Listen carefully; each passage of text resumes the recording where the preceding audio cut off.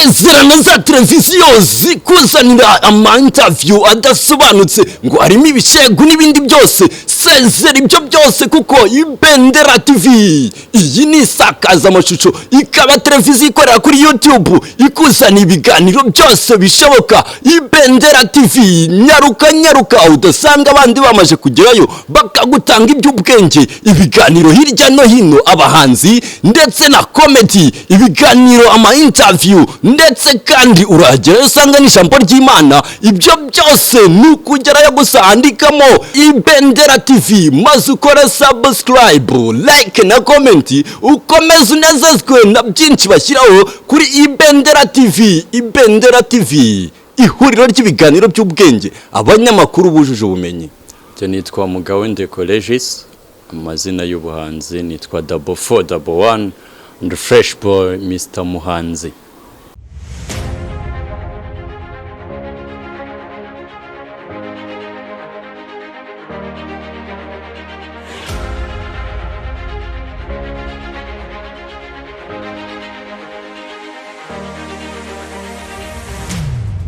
Inshuti bakunze Ibendera TV, tubahaye ikaze mu kiganiro cyacu. Nkuko bisanzwe tubategurira ibintu byinshi bitandukanye, ariko uyu munsi twabazaniye umutumirwa. Ni umutumirwa udasanzwe, muramubona ntago yikoraho, urabona ko amasheneti sinakubwira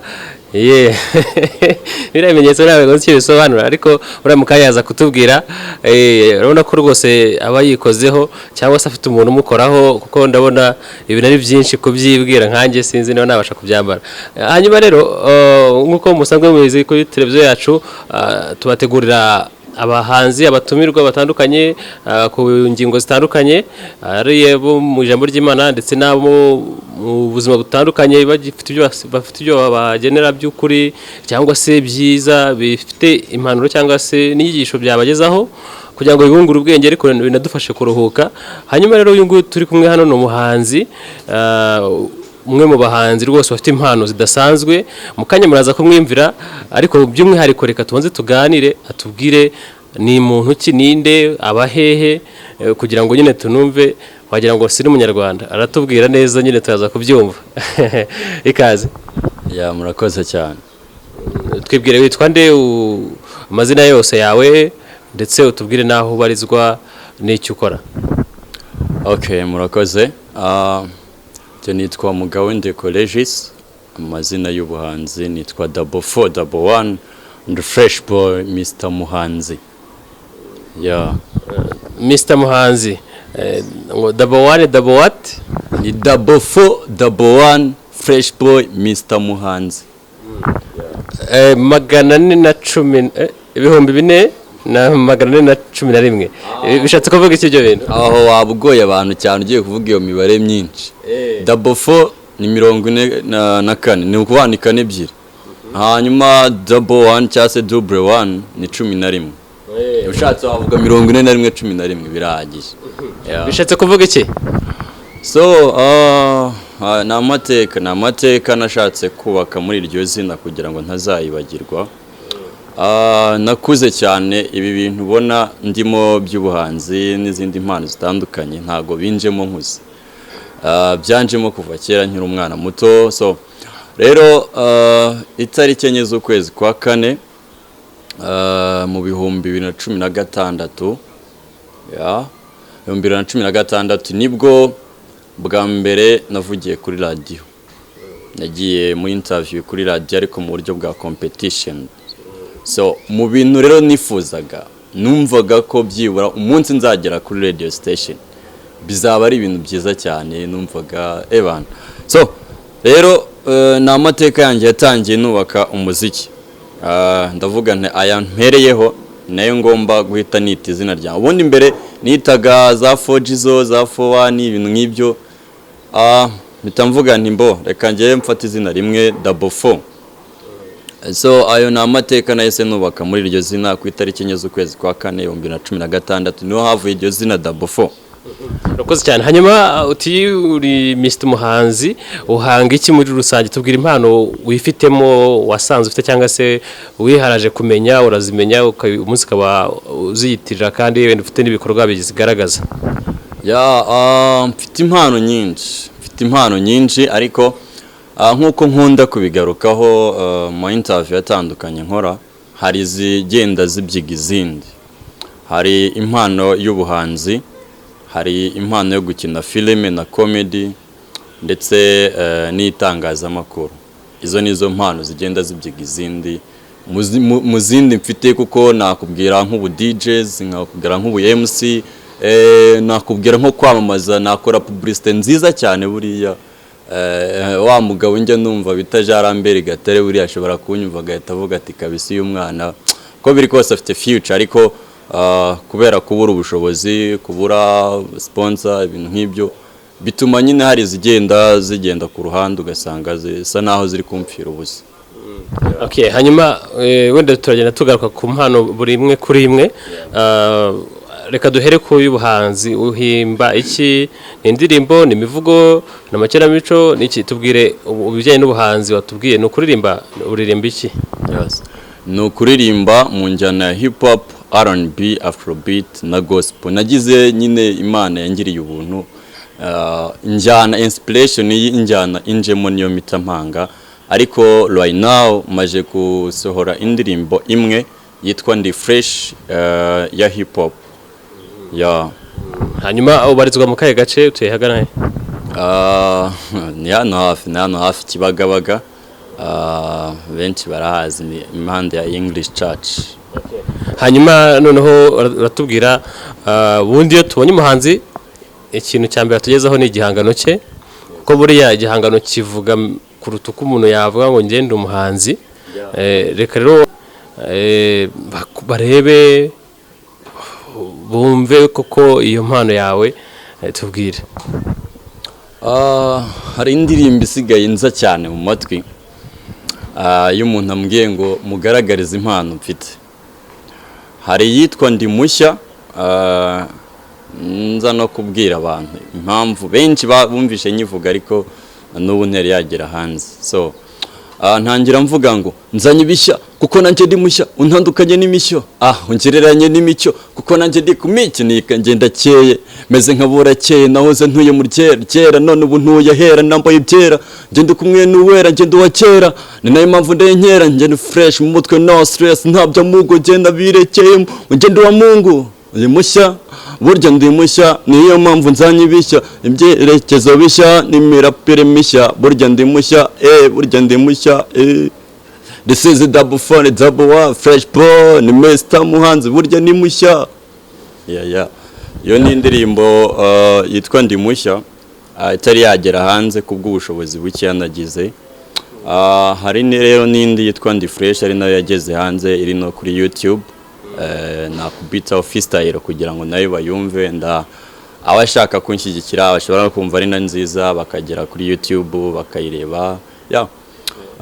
Itangira ivuga ngo Ndi fresh, ubu ndi fresh, nta stress, ubu ndi fresh, ndi fresh, ubu nta stress, ibyanjye bitwara slow. Ndi fresh, ubu ndi fresh, nta stress, ubu ndi fresh, ndi fresh, ubu nta stress, ibyanjye bitwara slow. Cyari igihe cyo gukora cyane bikava mu magambo ya buri munsi, nabivugiye ku matelefoni, mbiboherereza kuri message. Gusa iki ni igihe cyo kubishyira mu bikorwa bikava mu magambo. Iyi ngoma yitwa fresh, nta stress, ubu ndi fresh, ni kenshi cyane nabivugiye, mvuga ko byaheze mu matwi, byaheze ku munwa. Iki ni cyo gihe cyo kugira ngo njye mbishyire hanze, mubyumve muri iyi jyana B44, mugomba kumwumva muri beat, mukumva niba ashoboye cyangwa yarananiwe, nkasubira guhinga cyangwa se gusaga. Niga gusa Imana irabikora, impano niyi, iyo niyo mfite rwose. Ni byinshi navuga, ni byinshi nakora, mumfashije kugera kure. Gusa ubu mpagaze fresh, icyo mbura ni support yanyu. Ngaho mwese nimuze dufatanye tugire tuti Ndi fresh, ubu ndi fresh, nta stress, ubu ndi fresh, ndi fresh, ubu nta stress, ibyanjye bitwara slow. Ubu nta stress dufite rwose, turi fresh. Kuri televiziyo yacu turi fresh, niyo mpamvu turi kumwe n'uri fresh nawe. Ati ndi fresh. ati nta stress. Hanyuma se mu by'ukuri nta stress ufite? Stress ziratandukanye. Stress mfite aka kanya ni impano zanjye zitari kubasha gutrendinga ku rwego zakabaye zitrendingaho. Kuko niba mfite impano yo gukina filime, nkagira ibuye musi, nkagira yo kwamamaza, nkagira yo kuririmba, nkagira y'ubunyamakuru, aka kanya nkaba nta nimwe nari nabona imbyarira umusaruro ku buryo bugaragara, cyaze nkaba ntayo nari nabonera umuterankunga nga agira icyo amfasha. Mu by'ukuri urumva ko stress yo naba nyifite. Ariko stress navugaga mu irandirimbo, urabona nabwiraga umuntu ngo ndi umuhanzi, akakubaza ngo uri umuhanzi ngo ukore iki? Ndandirimba. Ese ufite indirimbo zingahe? Nta nimwe. Agahita avuga ati reka ibyo se n'abandi barabivuga ko ari abahanzi. So muri iyo ndirimbo rero niyo mpamvu wumvishe navuze ngo nabivugiye ku matelefone, mbivugira najyaga ntanga ama freestyle, mpamagara ku maradiyo nkatanga ama freestyle, rimwe na rimwe kuri WhatsApp, ku Facebook, ibintu nk'ibyo. Abantu nyine bagahora babyumva gutya ariko batari bumva ijwi ryanjye rigeze muri beat uko ryaba rimeze. Impamvu mu ndirimbo ya mbere nasohoye naheze mvuga ngo ndi fresh, nta stress, nabivugiye ku matelefone, ku ma SMS, ariko ubu noneho bitangiye kujya mu bikorwa. Niho nahise nkura inspiration cyane yitwa ndi fresh, nkaza mbabwira ngo ndi fresh, nta stress zanyu noneho nzongera kugira zo kumbwira ngo ntago ndi umuhanzi ko nta ndirimbo mfite ubu yamaje kugera hanze. Mbese wari mushima Imana ko yagufashije gusohora indirimbo ya mbere ukavuga uti noneho ngiyi muyirebe niba mushaka kumenya kuko ndi umuhanzi cyangwa se ntari we. Byiza cyane, numvisha nyine ufite uburyo ki umanuka iyo mirongo yawe neza kandi mu buryo bunogeye ugutwi. Ku bantu bakunda hip hop ndibwira yuko mwamukunze muraza kubitwereka wenda muri commentaire. Hanyuma rero reka dukomeze tuganire n'umuhanzi wacu, mu by'ubuza mumaze kumva uburyo ari umuhanzi mu buryo bw'indirimbo. Hari yasohoye ndi fresh, hakaba n'izindi atarasohora, hari atubwiyeho imwe, atubwiye ko na gospel agerageza. Urumva ko rero nyine ari byiza cyane. Hanyuma tujye ku yindi mpano yo gukina filime. Ukina filime gute, hehe? Murakoze cyane. Filime nkina tuzikina mu buryo bwa comedy.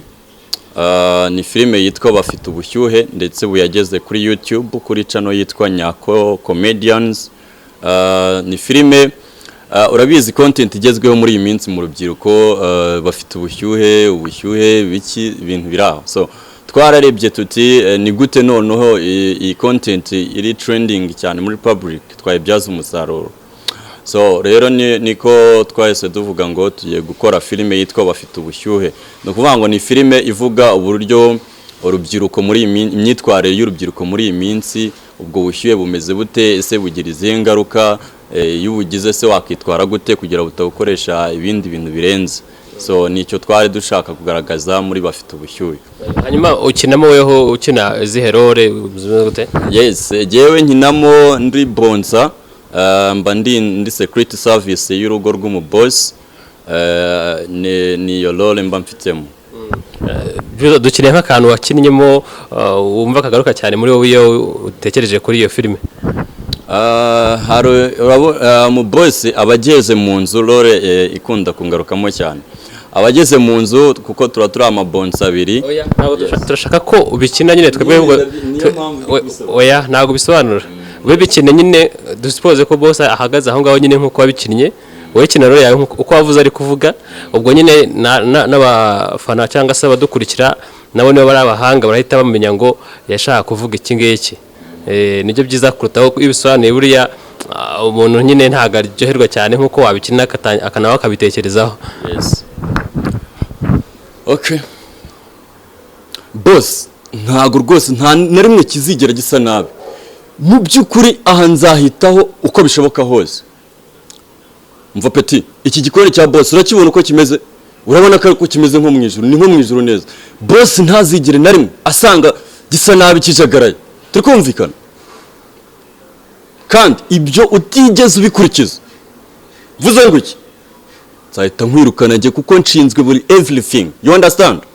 Nawe vuze ngo iki? Yes. Okay, koza cyane. Ndabona uri serious wanakubita umuntu koko hari mwikosa.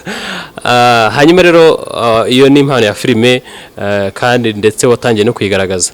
birumvikana ko nyine utangiye kugenda ugaragara nyine nubwo wavuga ngo ntago biracamo urumva indirimbo warayisohoye na filime utangiye kuzikina zikajya hagaragara umuntu ashaka kubibona wari wese n'utwumva wenda akumva arabyumva atajya kuri nyako aho ngaho agahita ayibona urumva ko nyine byanze kunze birimo bigenda biza hanyuma tujye ku yindi impano wavuze y'ubunyamakuru ni umunyamakuru mu buhe buryo ko hari abantu bigana abanyamakuru hari abantu bakora itangazamakuru nyine akasoma nk'amakuru cyangwa agakora nk'ikiganiro nuko ndi kugikora gutya kuko nanjye ndi umunyamakuru hanyuma ni weho ni gute uri umunyamakuru mu buhe buryo umunyamakuru rero jewe ibyo byose uvuze genda bishobora ahubwo mu mitiremo icyo nkora ikiganiro nagikora ari kwigana mu banyamakuru nabikora ari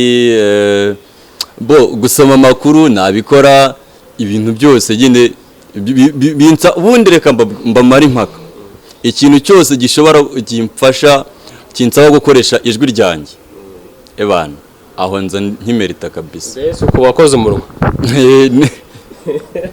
nyabona have hari umugabo numvishe ngo ni metere w'iminwa ataza gutuma anyataka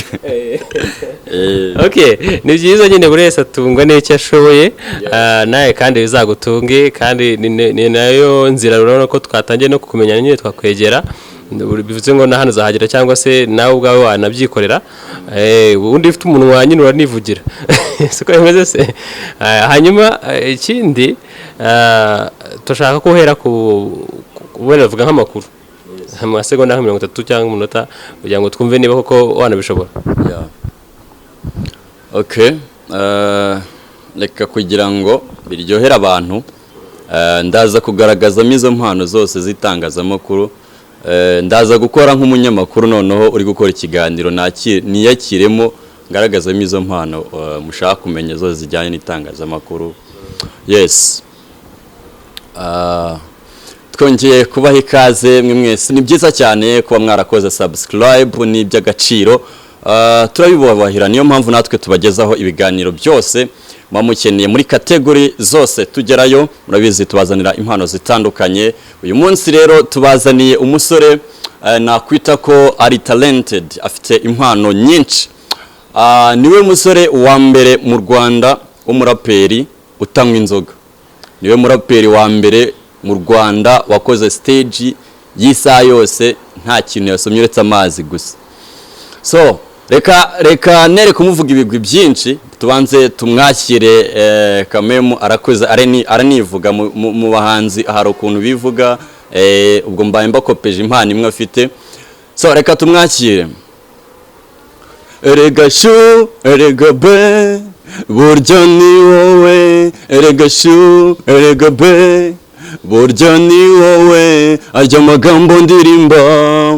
meza yose akwemeza be urandenga ubikandenga baby erega ni wowe nukuri ni wowe nukuri ni wowe be nukuri ni wowe yeah this is double 411 fresh boy Mr. Muhanzi urakoze cyane Mr. Muhanzi iyo ni impano y'ubuhanzi utangiye utugaragariza niko n'ubundi abahanzi bamwe na bamwe tubakira muri ibiganiro ariko noneho ari impano umpamagara wambwiye ko ufite impano y'itangazamakuru n'izindi nyinshi turagira ngo utubwire izindi mpano ufite nizihe ndetse ari nako zigaragaza amagambo make ibikorwa byinshi nibyo biraza kwiranga hano urakoze cyane impano y'ubunyamakuru hari rimwe na rimwe njya mvuga amakuru bakavuga bati uriya avuga nka kanaka ariko muraza kwihitiramo mumenye umunyamakuru wenda nawe mvuga nka wese cyangwa muvuge ko mvuga nkanjye ubwanjye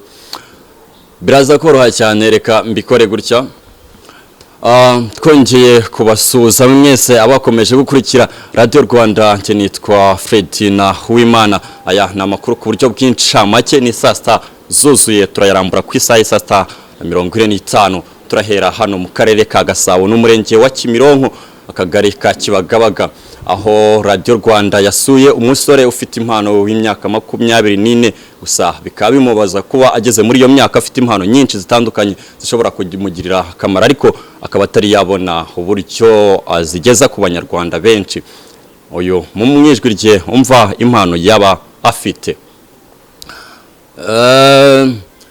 Nahagana saa sita z'ijoro mu karere ka Gasabo umurenge wa Kibagabaga umudugudu wa Buranga aba n'abasore batatu bavuga yuko banejejwe no kuba baba mu Rwanda. Abo basore bakaba baravuye mu Burundi bahunze, nyamara ubwo bageraga mu Rwanda bavuze yuko u Rwanda rufite amata n'ubuki, koko ni u Rwanda rukwiriye kubamo buri muntu wese, nubwo bamwe na bamwe ku mbuga za internet bavuga ko u Rwanda ngari rubi mu Burundi, ariko ubu kuri iyi saha bo bivugiraga ubwo twaganiraga nabo batubwiye ko aba bashimishijwe cyane no kuba bari hano mu Rwanda, ndetse ngo nicyo gihugu muri Afurika cyaba kigizwe n'itangazamakuru ryiza. Sezerano za televiziyo zikuzanira ama-interview adasobanutse ngo harimo ibishegu n'ibindi byose. Sezera ibyo byose kuko Ibendera TV iyi ni isakazamashusho, ikaba televiziyo ikorera kuri YouTube ikuzana ibiganiro byose bishoboka.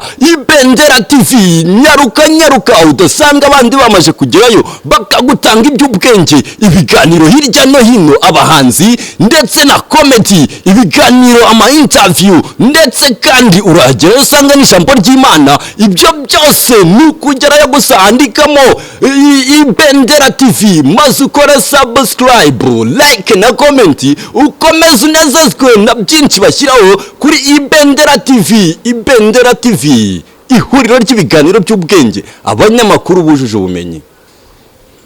Naho yabashe kutugereza, ariko mu by'ukuri nawe urumva niba ari ibintu yavuze atateguye, urumva ko abashije gutegura yabikora neza. Nge nari mugabo Ndekwe Regis mu karere ka Gasabo ku bwa Radio Rwanda. Hanyuma ikiganiro ndumva isi nagisoza kuko impano zose uzigaragajemo kandi neza cyane. Ikigaragara nuko nyine warateguye. Ntago nateguye, urumva ahubwo abazareba iyi interview muzambabarire kuko sinateguye bihagije. Iyo mba nateguye ubundi mba nakoze byiza cyane. Yego turagutunguye, ariko nyine nacyo uhaserutse neza, kandi tubonye ko ufite impano zitandukanye, kandi koko ari itangazamakuru turumva ubishoboye, ari kwigana abantu batandukanye, ko haraho bavuga nkumva ni runaka, ahandi nkumva ni runaka, bikanyumvisha ko nyine nizo mpano zifite. Hanyuma icyo twakubwira ni big up, ukomeze uzagure kurushaho kandi unazigaragaze ku buryo ki bizagenda bizamuka bikamenyekana, ndetse bikabyana kubyarira umusaruro. Kuri ubu ngubu itangazamakuru abizi ni ikintu cyagutse, ntago rirangirira kuri radio cyangwa televiziyo. Niba wowe mu rugo ushaka kubikorera kandi bikagenda neza, icyambere ni ukubitekerezaho. Hanyuma rero Regis cyangwa se Dabofo, turi kumwe hangaha, intumbero zawe ni izihe? Wifuza kugera ku mu gihe kiri imbere, nko mu myaka 10 iri imbere? Mu myaka 10 iri imbere, reka mbonereho mbaje ikibazo cyiza cyane. Reka mbonereho gusaba abanyarwanda n'abanyarwandakazi ndetse n'abandi bose bazumva interview ndetse n'izindi nyinshi zirahari kuri YouTube nagiye nkora, mumbabarire mumfashe. Mfite intumbero nyinshi, kuko niba nshobora kuba ndirimba mu njyana ya hip hop, afrobeat, R&B, nkarimba gospel, nkaba nashobora gukora publicité, icyamamazwa cya company runaka cyangwa ikigo runaka, nkaba nashobora gutanga interview, nkakorana n'umuntu runaka interview, cyangwa nkavuga amakuru yaba kuri tele cyangwa imbere muri studio za station za radio. Urumva ni impano nyinshi, kandi hano hanze hari benshi ndabizi yuko mwansupportinga, hari benshi mwamfasha. Abanyarwanda mwumvize impano, mwumviye impano mfite, mu by'ukuri mumfashe. Ushobora kuba udafite ubushobozi bw'amafaranga se, ariko ushobora kumpa ibitekerezo, ushobora kugera kuri YouTube ugashaka Nyako Comedy ukanshyigikira, kuko iyo filime niba narabashe kugira amahirwe yo kuyigaragaramo, bivuze ko igiza higera nanjye nagira icyo ninjiza, bigatuma izo mpano zikomeza kugenda zaguka hirya no hino. So intumbero rero mfite ni ukugera kure hashoboka, ariko nzagezwa n'iki, nzagezwa nande.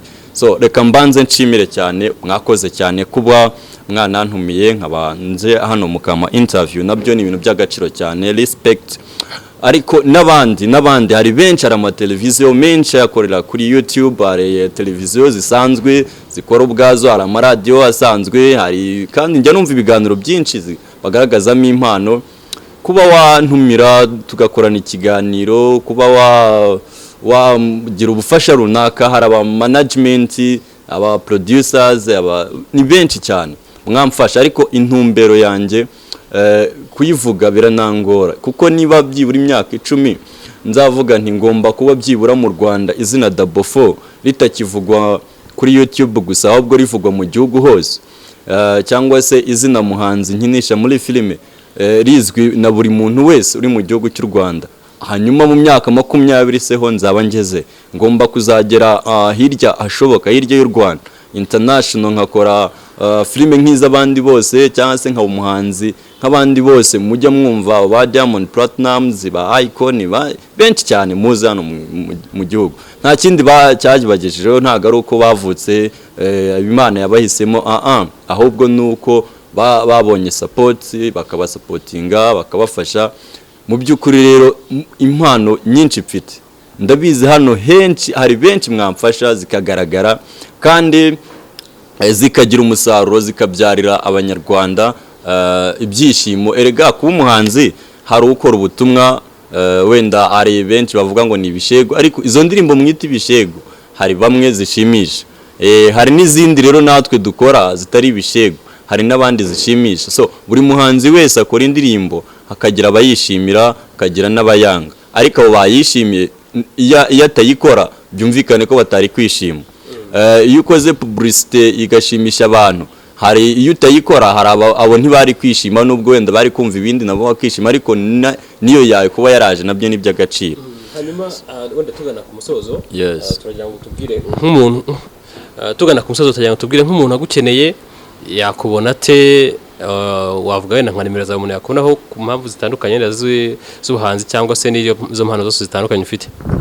Reka mbivuge byeruye, ni ukuri ufite filime ushaka kunkinishamo, ufite ikiganiro ushaka kuntumiramo, ufite buri kimwe cyose ukeneye muri izo mpano, ufite company yawe ushaka ko nayamamariza, urabona ndacyari mutoya, turavuga ko turi upcoming, ntago menze cyane, ushobora kumfasha ukavuga uti wowe nzakugira gutya na gutya, tukagira uko tubivugana. So nimero zanjye rero ni 0788 51 125, nzisubiremo neza muzumve, 0788 51 125. Iyo ni nimero iboneka kuri WhatsApp.